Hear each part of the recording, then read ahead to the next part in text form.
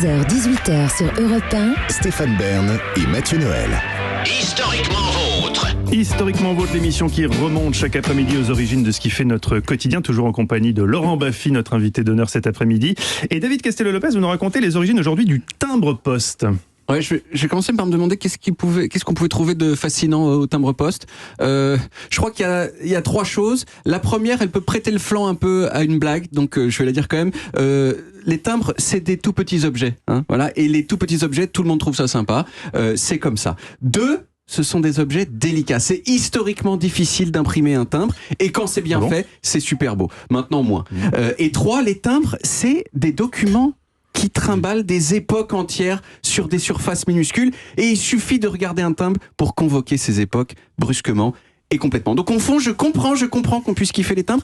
Moi-même, je les aime un peu. Je fais partie des gens à la poste, vous savez, qui, quand il y a la queue derrière moi, je demande à la dame si elle a pas des timbres jolis à vendre en ce moment. Alors la dame, elle sort un classeur, elle les détache un par un, et derrière, dans l'accueil, il y a les gens qui souhaitent que j'attrape très vite une maladie rare. Alors comment ça se passait avant que les timbres postes existe. Eh bien, avant l'invention du timbre, c'était pas celui qui envoyait la lettre qui payait le port, mais c'était celui qui la recevait. Et ça posait des problèmes assez massifs. Le premier, c'est que la poste était pas sûre d'être payée. C'est-à-dire que si le destinataire refusait le colis, personne payait le transport.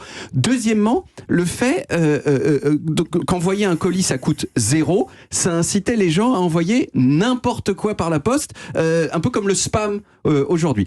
Troisième chose, c'était super cher. Envoyer une lettre, ça pouvait coûter le prix d'une journée de travail d'un ouvrier. Mais à quelle époque ? À l'époque d'avant le timbre. Eh oui, c'est quoi cette époque d'avant? Mais je vais vous le dire après quand c'est excitant. Vous montez en puissance. 16e, 17e, 18e, tout ça. Ouais. Et résultat, les gens, ils trouvaient des subterfuges pour ne pas payer. Et notamment, ils utilisaient des codes dans la façon dont ils écrivaient l'adresse du destinataire sur l'enveloppe. Par exemple, Mathieu, j'aurais pu convenir avec vous que si je vous envoyais une lettre adressée à Mathieu Noël tout court, ça voulait dire que franchement, ça allait bien dans ma vie. En revanche, si je l'adressais à Monsieur Mathieu Noël, ça pouvait dire, vous pouvez vouloir dire par exemple que j'avais le typhus. Voyez, comme ça, genre, je vous donne l'info que j'ai le typhus juste en changeant votre adresse. Donc le facteur, il arrivait devant vous, vous lisiez l'adresse et le message caché qu'il contenait, et puis vous disiez ouais non, en fait, je m'en fous de cette lettre, et paf, vous aviez communiqué gratuitement aux frais de la poste. Et puis il y avait aussi des dérogations pour certaines professions. Les gens qui recevaient des lettres de la part de députés anglais, par exemple, ils n'avaient pas besoin de payer. Mais du coup, les députés, ils faisaient un petit peu tourner leurs privilèges, ce qui fait que dans les années 1830, les députés anglais, ils envoyaient 7 millions de lettres par an, ça fait plus de 10 000 lettres par député. C'est peu probable que ce soit tous des lettres ils envoyaient probablement les lettres d'autres gens. Et là, il y a un monsieur qui est intervenu, qui s'appelait Roland Hill. C'était un ancien instituteur qui trouvait juste il n'avait pas de qualification particulière.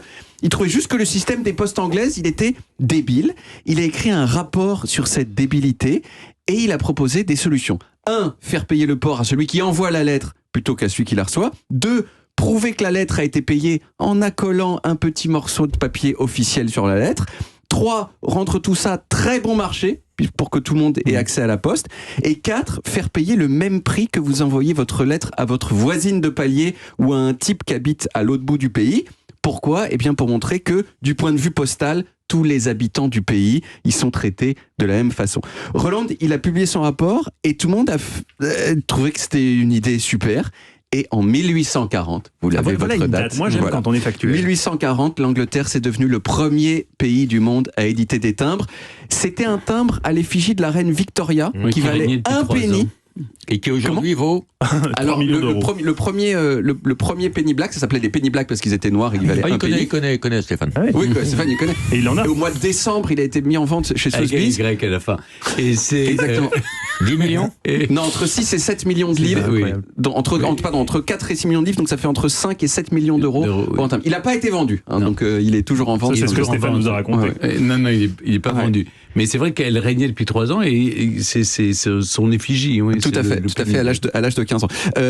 La première année où le timbre a été mis en place, le nombre de lettres envoyées en Angleterre, il a doublé. Il a encore doublé dans les 10 années qui ont suivi. Et surtout, en quelques années, il y a plein d'autres pays qui ont adopté le timbre. En France, c'est en 1849 sous Napoléon III. Je crois que Stéphane, vous en possédez un timbre J'en ai un, oui. de Napoléon III, ça s'appelait le CRS. Pour finir, petite innovation récente dans le domaine du timbre, vous pouvez à présent faire des timbres avec votre gueule dessus. Voilà, regardez, j'ai fait un test avec mon visage, ici. Vous êtes Bon, c'est pas une photo très avenante, vous voyez. Un timbre, ça apporterait un robot. C'est ça. C'est peut-être un peu légèrement mégalo aussi de faire ça, mais voilà, vous pouvez faire un timbre avec votre propre gueule. On fait aussi par thème, des thèmes qui ne sont pas choisis par la commission philatélique. Il dit quoi, l'orthophoniste? Pardon? Il dit quoi, l'orthophoniste? Il dit que ça va s'arranger, qu'avec un peu d'exercice sur Europe 1, ça devrait passer. Surtout pas faire de radio. Surtout ne jamais faire de radio. Ça fait 30 ans que je me soigne à la radio tous les jours. Et donc, en fait, même la Poste édite des timbres qu'ils éditent eux-mêmes comme ça, en plus de la commission philatélique. J'ai la chance de participer à cette commission philatélique. Mais quelle commission vous ne présidez pas, Stéphane? C'est ça que je me La grosse commission. Et vous avez votre visage. On peut acheter des timbres Stéphane Bern ou pas? Oui, j'ai voulu les offres. Il y en a un qui est en préparation. C'est celui-là. Il sera très très beau. Ah là là, mais c'est une belle histoire, l'histoire des timbres. Mal, hein. Ouais, bravo. Merci David. On retrouve les origines en podcast sur toutes les applis audio et en vidéo sur YouTube, Dailymotion et sur le site europe1.fr.